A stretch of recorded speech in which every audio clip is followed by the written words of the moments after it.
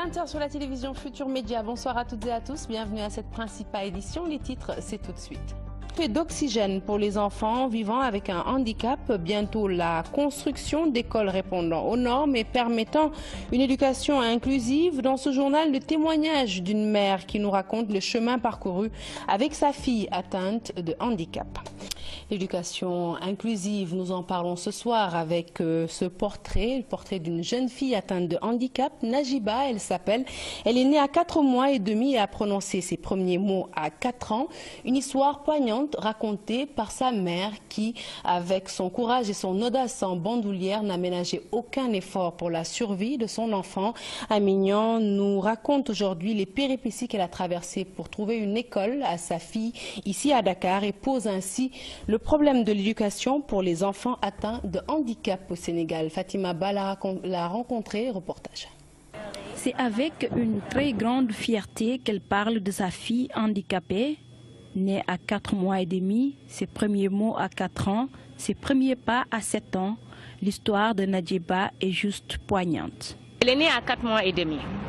400 grammes. Et donc, elle était dans les couveuses pendant 9 mois. Et de la naissance jusqu'à l'âge de 12 ans, notre vie, c'était à l'hôpital aux États-Unis chaque mois. Et elle a subi 3 opérations du bassin jusqu'au pied et rien n'a marché. Et c'est comme ça qu'on m'a introduit sur la thérapie qui s'appelle l'hypothérapie, qui est la thérapie des chevaux. Elle a réussi à marcher grâce à la thérapie des chevaux et elle continue de le faire. Et ça fait 3 ans maintenant qu'on le fait. Un combat gagné, un autre engagé, celui de trouver une bonne école à sa fille. En 2013, et on était rentrés ensemble. Au moins, après 30 ans des États-Unis, je peux rentrer avec ma fille. Et vraiment, pendant 9 mois, j'ai cherché dans toutes les écoles. Et non seulement les écoles sont chères, mais aussi ils n'avaient pas le programme, suffisamment de programmes pour elle, pour qu'elle puisse travailler, aller à l'école dans ces établissements. Et donc, ça nous a pris 9 mois et on est retourné. Et machallah, aujourd'hui, elle a 16 ans. Elle est toute belle, elle est intelligente, elle est très indépendante, elle a une forte caractère.